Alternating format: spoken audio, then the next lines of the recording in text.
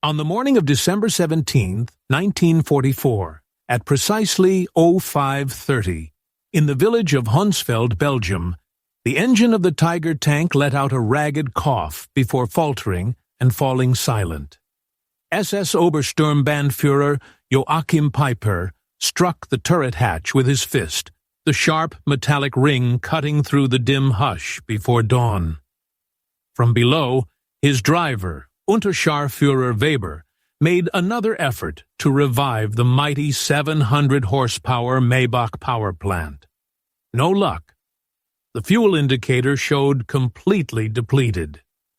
Herr Obersturmbannführer, Weber reported from his spot in the hull, his tone laced with restrained alarm. The auxiliary reserve is empty as well. Peiper descended from his lead vehicle, his boots grinding against the icy ground of Belgium. Encircling him lay the formidable armored thrust that the Wehrmacht had mustered for Operation Watch on the Rhine, the Ardennes offensive, now brought to a standstill. 67 tanks, 149 half-tracks, and close to 5,000 of the Third Reich's finest Waffen-SS troops stood idle, crippled solely by the lack of fuel. Amid the swirling fog of early light, Peiper spotted the deserted U.S. outpost just ahead. Honsveld, a vital resupply point for the 99th Infantry Division of the American forces. The enemy had withdrawn in such haste that flames continued to flicker in barrels of oil, and mugs of coffee remained steaming on makeshift tables. And there, arrayed as if offered by the deity of battle, waited line after line of jerry cans. Countless numbers of them. The signature olive-drab fuel drums of the United States Army. Peiper drew nearer with deliberate steps, a sense of quiet awe in his movements. Hauptsturmführer Hans Gruller, serving as his adjutant, forced open a single canister and took a cautious sniff. "Benzin, Herr Obersturmbannführer," he reported. "High-octane gasoline." While his troops hurriedly set about replenishing their vehicles' tanks, Peiper moved through the amassed supplies, tallying them up. The sheer scale was overwhelming. Some 50,000 gallons lay there, sufficient to sustain his whole Kampfgruppe on the drive toward the Meuse River. It might even alter the offensive's trajectory entirely. In this one depot alone, the Americans had left behind a greater volume of fuel than what most German divisions had obtained over the previous 6 months. Yet, as Peiper lingered amid this windfall, observing his soldiers transferring U.S. gasoline into their own nation's armored vehicles, a heavy awareness descended upon him, thick as the dawn mist.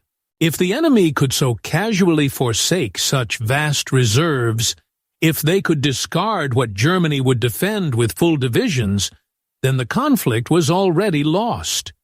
It went beyond mere misjudgment on Germany's part. The nation had utterly failed to grasp the true essence of its adversary. Half a year prior to Peiper's find at Honsveld, in June 1944, Albert Speer, Hitler's Minister of Armaments and War Production, had delivered a briefing to the Führer that ought to have halted all further attacks without delay. The Wehrmacht's vital synthetic fuel output had suffered relentless devastation from Allied air raids. At the Leuna works, production had plummeted from 175,000 tons in April to a mere 5,000 tons come September.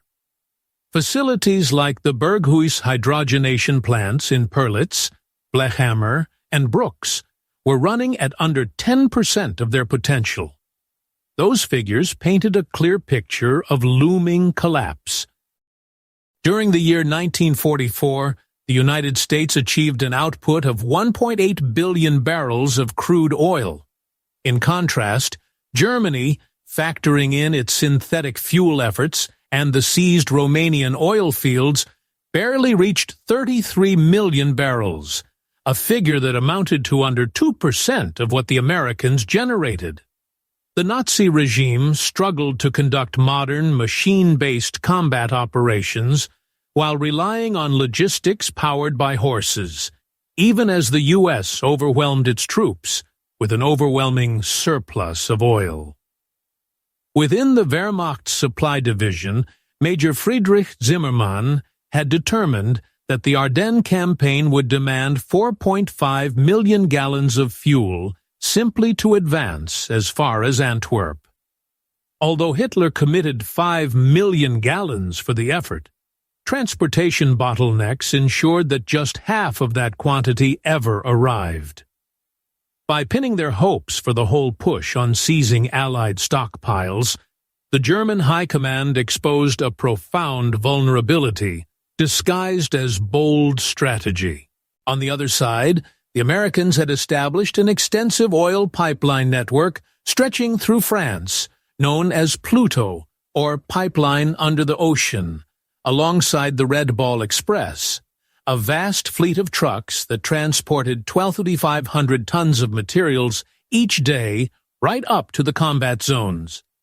Come December 1944, U.S. troops stationed in Europe were using up 1.2 million gallons of fuel daily, yet they took in 1.4 million gallons, steadily building up stockpiles even amid the battles.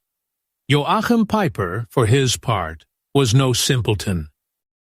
At the age of 29, he stood out as one of the most junior leaders of a regiment within the Waffen-SS, decorated with the Knight's Cross bearing oak leaves and swords, and seasoned by battles on the Eastern Front, which taught him that in contemporary combat, securing fuel outweighed even the need for bullets and shells.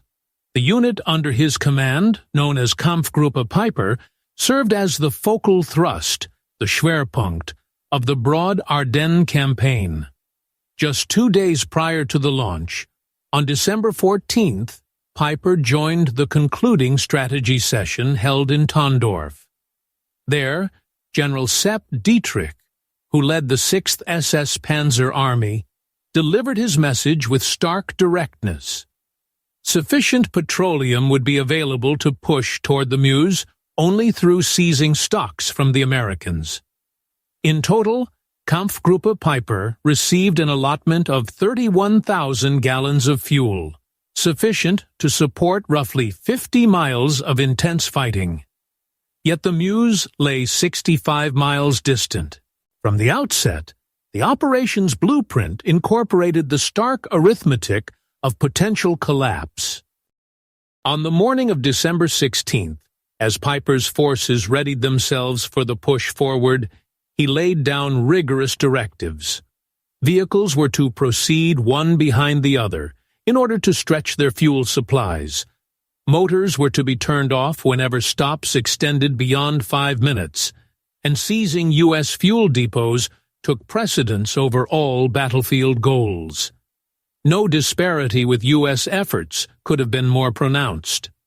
At that very hour, Captain James Rose from the U.S. 743rd Tank Battalion, positioned a mere 20 miles from where Peiper was set to launch, logged in his company's journal, received fuel resupply, 8,000 gallons. Third delivery this week, storage tanks already at capacity. December 16, 1944, Hoi-Fied 30 hours. The initial German artillery onslaught for Operation Watch on the Rhine expended in just 2 hours a volume of shells surpassing what the Wehrmacht had budgeted for complete campaigns in prior years of the conflict. Yet, this formidable barrage concealed severe deficiencies underneath. Peiper's group set off at 7 a.m., lagging behind the planned timeline from the start. What German intelligence had marked as broad thoroughfares on their charts turned out to be mere rural paths, often without pavement. Almost immediately, congestion gripped the advance as tanks built for the vast open plains of Russia labored along the wooded routes of the Ardennes. Peiper's initial target, the village of Lanzerath, brought a surprising stand from just one U.S. intel and recon unit. those 18 soldiers managed to stall the mightiest armored spearhead in the German arsenal for close to a full 10 hours. While stalled, the engines in Peiper's formation kept running, guzzling irreplaceable supplies of petrol. Only after pushing past the obstacle did they arrive in Honsfeld as the sun rose on December 17th, having traversed 20 miles while using up 40% of their fuel reserves. Continuing at that pace meant exhaustion of their tanks well short of the Meuse's midpoint. Honsfeld's U.S. stockpile wasn't a major hub by any means. Rather, it served as an advance dump for the 99th Infantry Division, a setup the American military labeled a Class 3B depot, essentially a provisional refueling post. Still, the bounty Peiper's men uncovered there surpassed the standard monthly gasoline quota for a whole German armored division. In post-war accounts, Hauptsturmführer Hans Grulle recalled, "We found pyramids of jerry cans, each containing 5 gallons of gasoline. They were stacked 3 meters high, extending for perhaps 200 meters. The U.S. forces hadn't made any effort to demolish the supplies. What they seized turned out to be a blend of premium aviation fuel and automotive gasoline, rated at 80 octane or above. In contrast, the engines of German machinery, particularly the finicky Maybach units powering the Tiger tanks, had been engineered for just 74 octane. Ironically, this superior American fuel proved excessive, leading to mechanical issues in multiple German machines. While Peiper's troops topped off their tanks, further revelations came to light. In the depot's administrative room, Sergeant Wilhelm Hoffmann uncovered a set of shipping documents. Fluent in English from his pre-war days, assisting in his father's import operations, he deciphered them easily.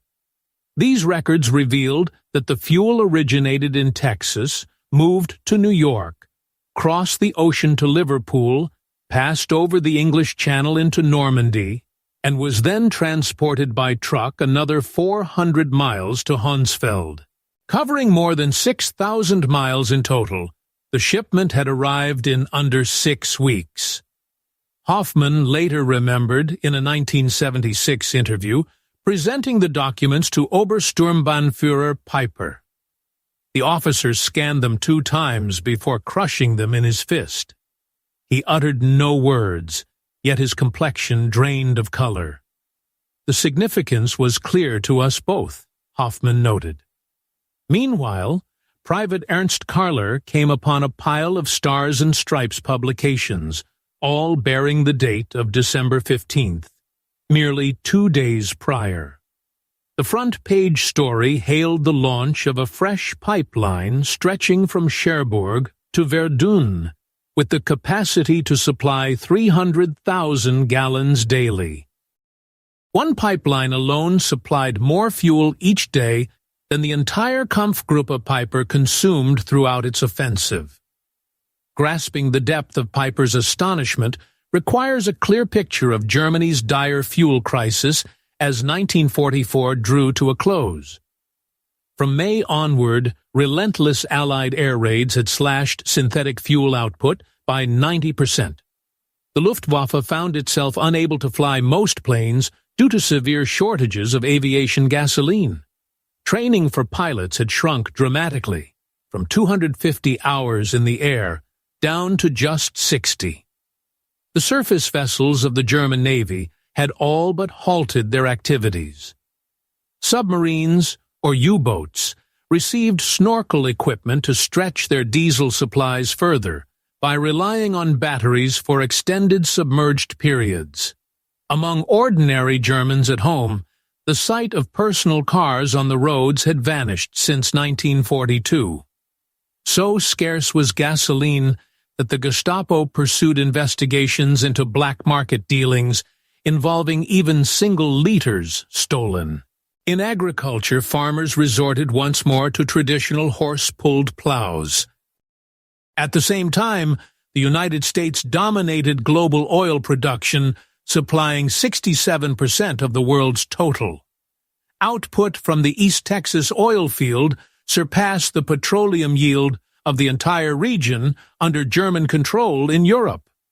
U.S. refineries hummed at maximum output, prompting Standard Oil to develop innovative byproducts from petroleum amid a surplus of raw crude. Emboldened by the 50,000 gallons seized at Honsfeld, Peiper's armored columns accelerated their advance. By midday on December 17th, they arrived at Billingen, securing extra provisions, food supplies, explosives, and, above all, charts that marked nearby U.S. fuel storage points. Yet those charts exposed a troubling reality. Fuel reserves dotted the American landscape in abundance. Storage facilities stood at every key intersection. The U.S. First Army by itself held 3.5 million gallons in stockpiles.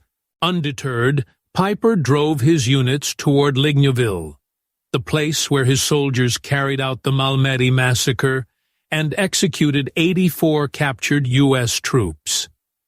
This brutal act, too, arose from their frantic need for fuel. Peiper would later testify that he simply lacked the gasoline required to move the prisoners. As night approached on December 17th, the vanguard of Peiper's assault column arrived at Stavelot, which housed a critical American fuel installation stocked with more than 2 million gallons. Such a haul offered the promise of enough petroleum to push all the way to the Meuse. Still, just as the leading German transports drew close, U.S. combat engineers were already springing into action. Captain John Brewster, serving with the 291st Engineer Combat Battalion, had gotten advance notice of the enemy thrust. His directives could not have been more direct. Prevent the enemy from accessing fuel, no matter the price. Housed at the Stavelot facility were 289,000 gallons of gasoline, packed into jerry cans and arranged over a sprawling 15-acre area. On December 17th at 16:30, with Peiper's vanguard drawing near, Captain Brewster issued the command. The engineers then laid down streams of gasoline amid the piles. Grenades filled with white phosphorus were handed out to the team. It was Technical Sergeant Paul Solis who ignited the initial one. He later remembered the blast as swift and colossal. Flames erupted in a towering barrier, reaching perhaps 100 feet high. In mere moments, the whole site transformed into a raging blaze.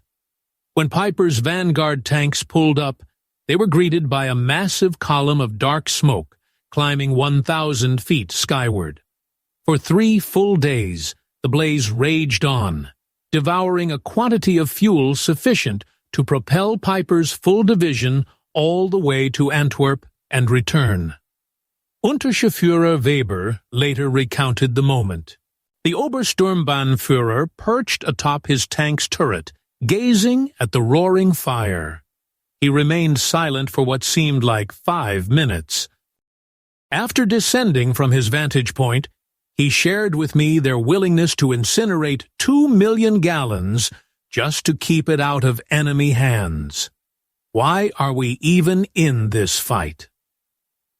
Throughout the Ardennes region, U.S. engineers systematically torched fuel depots to prevent them from falling into adversary control. In Trois-Ponts, flames consumed 1.1 million gallons. At Spa, another 2.5 million gallons met the same fate. Overall, during that initial week, American forces intentionally obliterated more than 8 million gallons, a quantity exceeding the full allotment Germany had budgeted for the whole campaign. This nonchalant capacity to waste vast amounts of fuel stemmed from a logistical network that utterly defied German understanding. The Red Ball Express had transported 412,000 tons of materials via 6,000 trucks that ran non-stop. Every vehicle guzzled 40 gallons each day.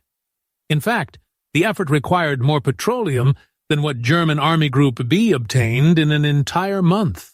Come December 1944, the Motor Transport Service utilized 230 truck units traversing designated color-marked paths.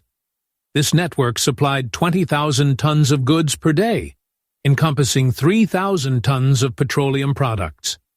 Colonel James Snyder, Chief Logistics Officer for 1st Army, recorded on December 18th.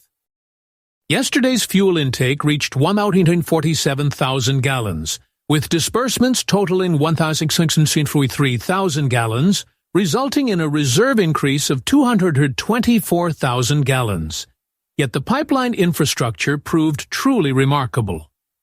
Through Operation Pluto, conduits stretched beneath the English Channel, delivering a steady 1 million gallons each day from Britain. These lines branched further into the interior. The route from Cherbourg to Paris supplied 800,000 gallons per day, and the Saint-Vadon line transported 650,000 gallons daily. Come December 1944, the Allied troops stationed in northwest Europe used up 7.5 million gallons every day, but took in 8.2 million, allowing them to stockpile supplies even as they pressed their attacks. On December 18th, as Peiper's forces advanced further into Belgian territory, the dire straits of the German situation came into sharp focus. Near Chanou, troops seized yet another supply depot, devouring 5,000 gallons of fuel during just 3 hours of intense fighting. In combat conditions, Tiger tanks guzzled 2.5 gallons for every mile traveled, while Panthers required 1.5 gallons per mile. The challenging landscape of the Ardennes amplified fuel usage by an additional 40%.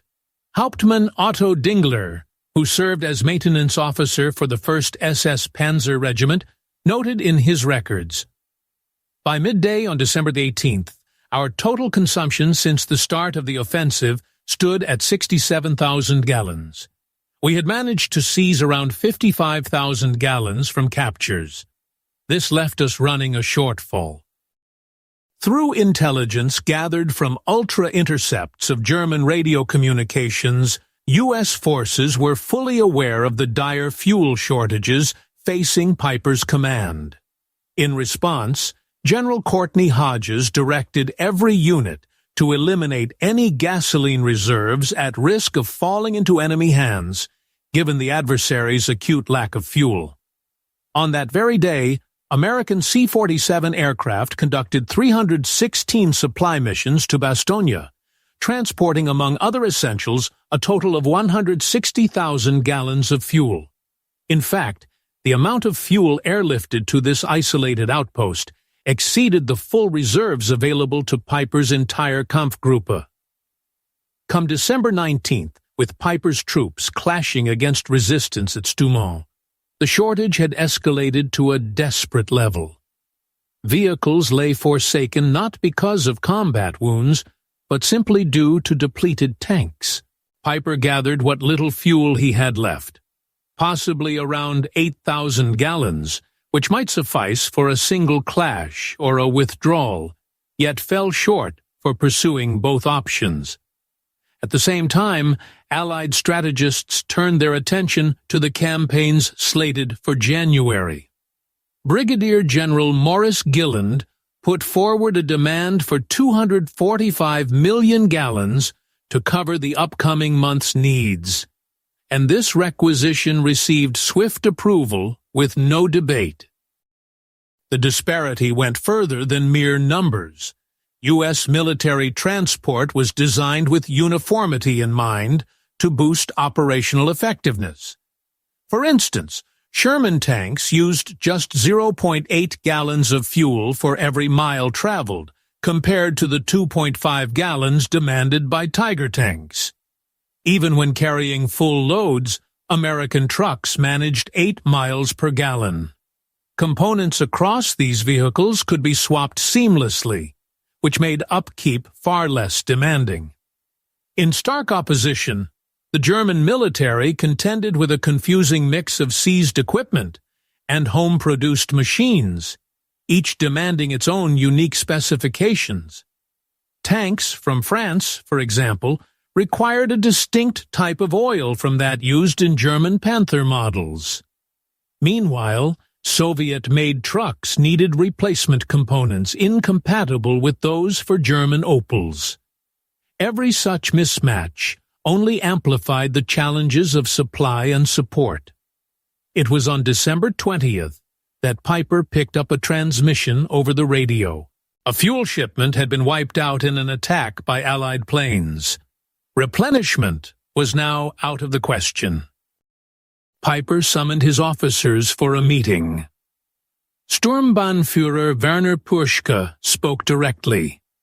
Our supplies would last for no more than 20 kilometers, while the Meuse lay 30 kilometers distant. As Hauptsturmführer Grüller later recounted in his account, the Obersturmbannführer addressed them, saying, "Gentlemen, we've come to see that we're up against a foe who destroys more fuel just to keep it from us than what we were given for the whole campaign. The haul we took at Honsfeld, which felt like a godsend at the time, meant little to them. Victory is out of reach." This harsh truth began to permeate the ranks. General Hasso von Manteuffel, who led the 5th Panzer Army, reflected afterward in his writings. Upon hearing that the Americans had torched 8 million gallons to prevent us from seizing it, I understood the assault was doomed right from the start. Colonel Friedrich von der Heiter, taken prisoner on December 23rd, confided to his questioners, "Your troops discard chocolate like it's worthless, but my soldiers haven't tasted any in 2 years. You waste millions of gallons, while we ration by the liter.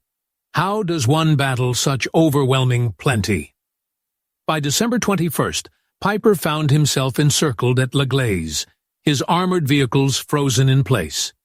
The U.S. units closing in, the 31st Infantry Division, 82nd Airborne, and 3rd Armored, had been allotted a total of 340,000 gallons of fuel for that single day. In contrast, Peiper's command scraped by with maybe 1,000 gallons. Private First Class Richard McKinney sent a letter home. "We've pinned down some Germans who are completely out of gas.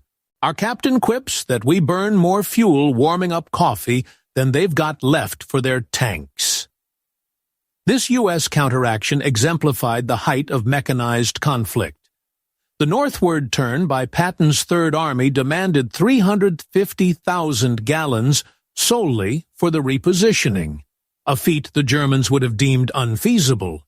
Yet it was executed within 3 days.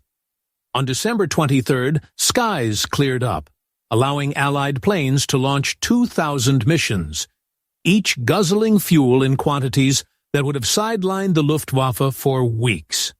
P-47 fighters used 300 gallons every hour, while B-26 bombers went through 200 gallons per hour.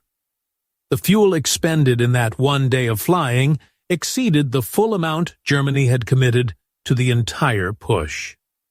During the evening of December 23rd into the 24th, Peiper left his equipment behind and slipped away by foot. From the initial 119 tanks and assault guns that had rolled out, only 39 were still functional, though stuck fast. These were ultimately knocked out using the last of their shells. Obergefreiter Heinz Goltz captured the chaos of that moment. Exhausted from the ordeal, we siphoned every remaining drop of gasoline from the convoy's machines, amounting to perhaps 200 gallons in all. The Obersturmbannführer took it upon himself to demolish his own command vehicle, reducing equipment worth millions of Reichsmarks to ruin through sheer lack of fuel. From the initial force of 5,000 soldiers in Kampfgruppe Peiper, Only about 70 made it back. In their push forward, they covered 60 miles, seized multiple supply depots, and uncovered the stark reality of Allied supply operations. Word of Peiper's findings quickly circulated among the upper echelons of German leadership. By December 26th, Field Marshal Walter Model had been briefed on the seized American resources. His chief of staff noted the commander's response in detail. Model scrutinized the figures on supply volumes not once, but twice. 50,000 gallons at Honsfeld, 2 million set ablaze at Stavolo, and 8 million obliterated instead of taken. In a moment of stark realization, he remarked, "We are not fighting the same war." On December 28th, Adolf Hitler, upon receiving the dire updates, flatly rejected the harsh facts staring him in the face. As Albert Speer later recounted, the Führer dismissed the grim figures as mere enemy fabrications designed to deceive. Even when confronted with images depicting the inferno engulfing Stavolo, he brushed them off as contrived cinematic tricks straight out of Hollywood. Yet, among the ordinary soldiers further down the chain of command, the grim reality sank in all too clearly. In a letter to his spouse, Private Wilhelm Hoffmann, a Gefreiter, captured the desperation. The Americans were obliterating more fuel in a single day than the Germans managed to secure over an entire month. Their tanks rolled forward with the relentless ease of German infantry on foot. And, in his stark assessment, the conflict was irretrievably doomed. This dire shortage of fuel served as just one glaring indicator of a broader, inescapable reality. By the year 1944, the United States dominated global industry, accounting for fully half of the world's output, churning out a fresh airplane every 5 minutes, launching a complete ship each day, and assembling a tank at intervals of just 7 minutes. The disparities in oil production painted an even more lopsided picture. The U.S. extracted a staggering 1.8 billion barrels, dwarfing the Soviet Union's 110 million barrels, Germany's total of 33 million barrels, factoring in synthetic fuels, and Japan's meager 2.6 million barrels. Taken together, the Axis powers generated less than 2% of America's petroleum supply. Since 1942, every significant push by German forces had been hamstrung by this chronic lack of fuel, while U.S. advances surged ahead, fueled by resources that left German strategists utterly baffled in their scale. It was Lieutenant Colonel Chester Hansen who documented a particularly telling episode on December 27th. A supply coordinator informed his superiors that adverse weather conditions had cut fuel shipments down to a mere 500,000 gallons per day. Initial worries arose, only to fade when an observer pointed out that this amount still surpassed the entirety of Germany's reserves earmarked for major assaults. Captured German soldiers from the Ardennes front found the sheer extravagance of American resources far more demoralizing than the raw destructive power on display. Witnesses to U.S. troops tossing aside uneaten portions of their meals or burning fuel just to stay warm experienced a deeper blow to their spirits than any barrage of shells. In his debriefing, Colonel Gunther Reichhelm confessed to his questioners that they had grasped the scale of Allied output in theoretical terms alone. Yet, the sight of troops squandering supplies beyond what their own forces could ever muster brought those figures into stark, undeniable focus. Any foe who glimpsed this effortless plenty among the Americans immediately recognized the futility of continuing the fight. Word of this realization circulated widely among the ranks through personal correspondence, evading even strict oversight. Sergeant Ernst Müller penned in one such note that the Yanks laundered their uniforms with petrol and gave treats like chocolate to their pets. Artillery shells rained down from German guns on Christmas Day. The sheer boundlessness of the enemy defied combat. This reality shattered the myths of Aryan supremacy in the minds of the Wehrmacht. What explained the opulent resources of those supposedly corrupt Yankees when the so-called superior people struggled to secure even basic supplies? At the Nuremberg proceedings, top Nazi officials repeatedly pointed to supply chain failures, above all, shortages of petroleum, as the turning point. Field Marshal Wilhelm Keitel declared under oath that German forces held the upper hand in maneuvers from 1940 through 1941. Yet by 1944, mobility had vanished due to empty reserves, leaving troops immobile, whereas U.S. commanders repositioned entire divisions with effortless precision, akin to advancing pawns across a board. During the inquiry into the Malmedy killings, Joachim Peiper delivered stark insights. He explained that from December 17th onward, every tactical choice hinged on dwindling petrol stocks. Maneuvering, advancing after breakthroughs, or even pulling back became impossible feats. Meanwhile, Allied units roamed unhindered across the landscape, as German officers meticulously rationed every drop. In his memoirs, General Heinz Guderian reflected that the moment Peiper seized 50,000 gallons, a windfall that seemed like salvation for the Germans but barely registered for the Americans, signaled the end of the conflict.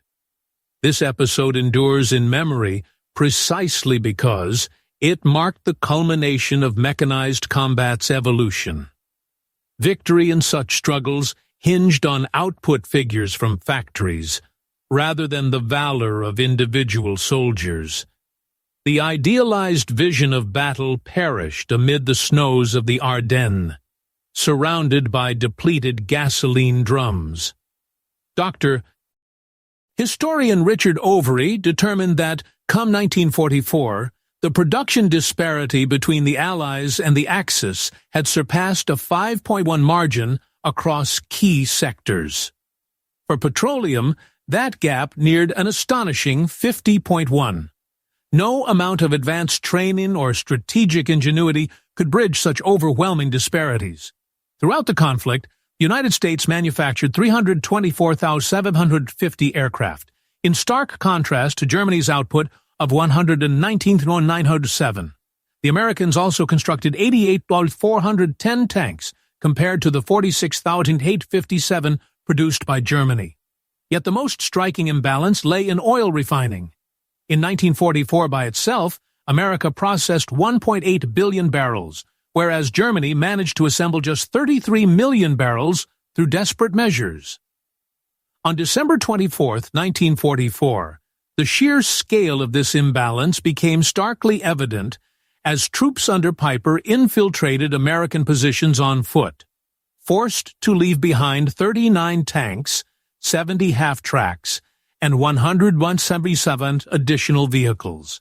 What they seized, 50,000 gallons of fuel, felt like a godsend at first, but soon revealed itself as utterly insignificant against a foe capable of squandering millions without a second thought.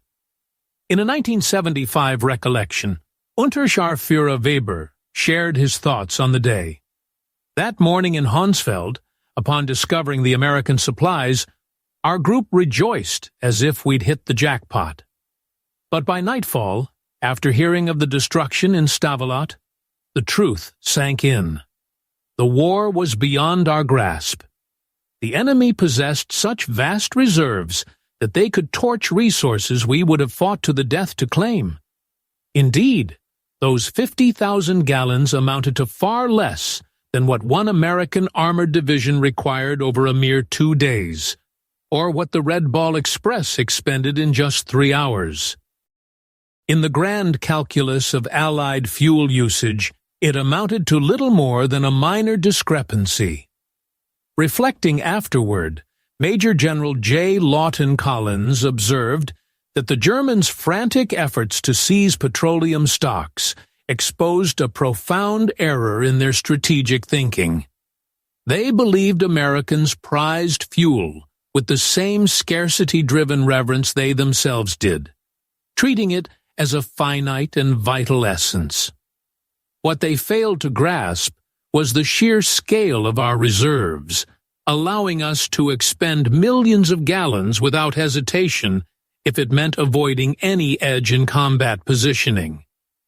Ultimately, Operation Watch on the Rhine collapsed under the relentless arithmetic of mechanized conflict. The assault devoured roughly 2.8 million gallons of fuel, exceeding planned limits by 40%, with the shortfall covered only by whatever depots they managed to overrun. Over that identical time frame, U.S. forces expended 267 million gallons, almost 100-fold greater volume. The Wehrmacht suffered casualties of 100,000 troops, alongside the destruction of 800 tanks and 1,000 planes. Yet the true catastrophe lay in the shattering of their delusions. Any German soldier who glimpsed the overwhelming plenty of American logistics came to realize that their nation was not merely waging battle, but hastening its inevitable demise. Joachim Peiper endured the ordeal, only to face confinement until 1956 on charges of atrocities committed in war. On that fateful day of July 14, 1976, unknown attackers assassinated him at his residence in France. Yet, back in 1967, during a conversation with the historian Henry Lehmann, he reflected that stumbling upon that supply depot had been the most devastating blow. Had our resources depleted sooner, perhaps we could have withdrawn in a manner preserving our honor. But as it happened, we learned the harsh truth. The Americans possessed vast reserves, while ours amounted to mere trickles. In that moment, we confronted the stark reality of defeat. This insight reaches far past the confines of World War II. Within the realm of mechanized conflict, supply chains eclipse battlefield maneuvers in importance. Manufacturing capacity crushes valor on the front lines. Sheer volume in resources overpowers commitment and resolve. By 1944, one could contend, the typical German infantryman surpassed his counterparts in skill and battle-hardened expertise. The outcome was irrelevant in that sense. The United States possessed an immense industrial capacity that allowed it to squander resources far beyond what Germany could manufacture. That fundamental reality manifested itself in each jerrycan abandoned at Honsfeld, every gallon of fuel consumed at Stavelot, and every pipeline stretching through France. Conflicts among industrialized nations would ultimately be decided by production lines and oil processing plants, rather than by masterful military leaders. According to calculations by Colonel Trevor Dupuy, during December 1944, every American troop member benefited from 67 pounds of provisions per day. In contrast, each German soldier got just 3 pounds.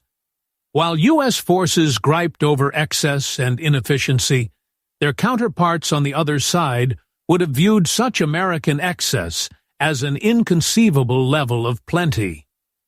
4 decades later, in 1984, survivors of the fight convened in La Glaise to commemorate the event. At the local museum, Peiper's Tiger tank remains on exhibit, exactly where it ground to a halt due to fuel shortages on December 23, 1944. There, next to the vehicle, stood ex-Unteroffizier Karl Wortmann, alongside ex-Staff Sergeant Roy Anderson from the 30th Infantry Division. "We always wondered why you stopped," Anderson remarked. Wortman let out a harsh, mocking chuckle. "We figured it was all part of some strategy," he remarked. "In truth, our advance ground to a halt simply because we had no fuel left in the tanks. You torched millions of it to make sure it stayed out of our reach. What chance did we have against something like that?" Anderson paused in silence for a beat before responding. "It never dawned on us that you were running so perilously low. With our own reserves overflowing, the shortage never even registered." In that brief back and forth, the stark essence of December 1944 came into sharp focus. The disparity in resources was stark. One force rationed fuel down to the gallon, while the other tallied it in the millions. One side scrapped desperately over every jerry can. The other squandered vast seas of it. Victory for the Allies seemed inevitable from the start. Incriminating details emerge from German archives. The War Diary of Army Group B, dated December 1944. On December 16th, the assault launched, with fuel stocks at just 70% of the barest requirements. By December 17th, Peiper seized 50,000 gallons. On December 18th, several supply depots went up in flames, resulting in the loss of more than 5 million gallons. December 19th brought a dire fuel shortage, leaving formations stranded and unable to move. Come December 24th, Peiper had no choice but to leave behind his vehicles due to complete fuel depletion. In contrast, dispatches from the First Army noted, on December 16th, stockpiles stood at 3.7 million gallons. December 17th saw 2.2 million gallons go up in smoke. By December 18th, reinforcements added 1.8 million gallons to the reserves. On December 24th, those reserves had climbed to 4.1 million. The Americans, flush with abundance, regarded their millions of gallons with casual disregard. The Germans allocated their limited fuel supplies strictly to personal containers for each soldier. More than just outnumbering their adversaries in volume, the United States petroleum resources symbolized a clear edge in innovation. U.S. processing plants mastered the technique of catalytic cracking, which yielded superior octane ratings with greater efficiency compared to the hydrogenation methods employed in Germany. This enabled American aviators to utilize 100-octane gasoline, granting their aircraft notable operational boosts against German counterparts that relied on 87-octane artificial blends. The Americans also advanced the formulation of enhancers that the Germans proved unable to match or produce. Such innovations included tetraethyl lead, ethylene dibromide, and detergents. Because German motors were engineered to handle inferior-grade fuels, they frequently malfunctioned when using seized American petrol. The pervasive scarcity of fuel influenced the daily realities faced by troops on all fronts. Private Hans Müller noted in his journal on December 20th. The troops advanced 30 kilometers on foot amid harsh conditions. Fuel shortages left their trucks immobilized. Along the way, they encountered deserted U.S. vehicles, their motors still idling to provide heat, evidence of the Americans' habit of keeping engines on for comfort. The Germans pressed onward through the deep snow. Their medical operations were severely hampered. Ambulances lacked the means to transport the injured from the front lines. Field hospitals couldn't power their equipment due to the absence of fuel for generators. Soldiers perished while awaiting rides that simply never arrived. Oberarzt Dr. Wilhelm Kersting later recounted in testimony that they possessed skilled surgeons and ample medical resources seized from the Americans. Yet without gasoline for the ambulances, lives were lost unnecessarily. Many patients who might have survived with just a 10-kilometer journey to care ended up dying instead. These revelations completely undermined the Nazi regime's claims of U.S. inferiority. Frontline troops had long been fed stories portraying the Americans as weak and incompetent fighters, but now they witnessed firsthand the enemy's capacity for devastation, far exceeding Germany's own resources. This stark reality appears in Joseph Goebbels's diary entry from December 28th. Accounts reveal profound issues with troop morale.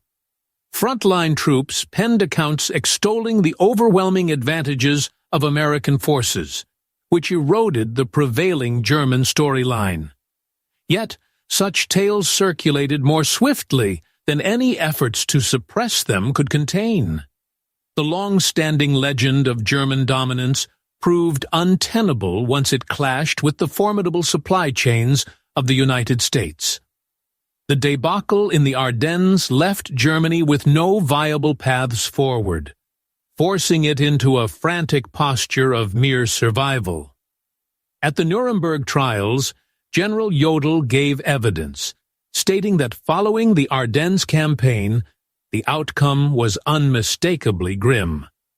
They had exhausted their final gambit, only to find the adversary in possession of every trump. With the Reich's plight so evident, the Allied powers shifted their efforts toward crippling the production of petroleum resources. Come February 1945, output of German fuel had ground to a halt. The Luftwaffe found itself unable to take to the skies. Pilot training programs were abruptly terminated. The Wehrmacht devolved into a fixed immobile force, vulnerable to being dismantled bit by far more agile opponents. As spring unfolded in 1945, bizarre episodes unfolded across the landscape. German formations capitulated not through outright conquest, but sheer paralysis. Whole panzer units remained stranded and powerless, while Allied columns surged onward. General Major Fritz Bayerlein recounted how his command possessed 42 tanks in working order, seasoned operators, and sufficient rounds. Yet they commanded just 300 liters of fuel. The fuel reserves fell short of reaching even the nearest village. In desperation, we wrecked our armored vehicles and surrendered on foot to our captors. At the same time, the U.S. forces' progress was hindered solely by gridlock, caused by their overwhelming number of machines. The Third Army by itself commanded 15,000 such vehicles. The desperate shortage that plagued Kampfgruppe Peiper underscores the decisive role of manufacturing prowess in shaping the result of World War II. That December dawn, as Peiper surveyed the seized jerry cans around him, a stark realization dawned. Their adversary discarded more resources than the Germans could ever require. The figures revealed the full story. The German assault's fuel allotment stood at 5 million gallons, while American operations obliterated 8 million gallons of enemy supplies. U.S. forces, by contrast, burned through 7.5 million gallons each day. When Peiper fell into captivity near Hohenfeld, his unit surrendered with 50,000 gallons in tow, equivalent to just 0.6% of the Americans' routine daily reserves. The fierce clashes of the Battle of the Bulge claimed 19,000 American lives, and likely around 100,000 German ones, shattering the Wehrmacht's final stockpiles in the process. Yet its true enduring legacy lay in the revelation it forced upon the German troops, the staggering, almost unfathomable wealth of resources at America's disposal. What Peiper uncovered went beyond mere gasoline. It exposed the essence of modern industrial conflict, where triumph hinged on dominance in churning out petroleum, steel, and aluminum above all else. From the outset, Germany was doomed to defeat. In a poignant twist at the end, U.S. troops inventorying forsaken German hardware near L'Église came upon 39 impeccable tanks, left behind purely due to fuel scarcity. According to the salvage assessment by Major Robert Harrison, replenishing them would demand only 8,000 gallons, rated as negligible in scale and drawn from nearby stockpiles. 4 hours had passed. Securing 8,000 gallons to rescue their premier tanks proved utterly unattainable for the Germans, yet for the Americans it barely registered as a concern. This amounted to a trivial draw from nearby stockpiles, surpassing the maximum forces of Kampfgruppe Peiper. At Hohenfeld, Peiper came to this stark realization. It went beyond mere American fuel superiority. Rather, the sheer magnitude of U.S. plenty rendered German shortages utterly beside the point. The conflict's end became inevitable once America's manufacturing might fully engaged. What Hohenfeld exposed had held true from 1942 onward.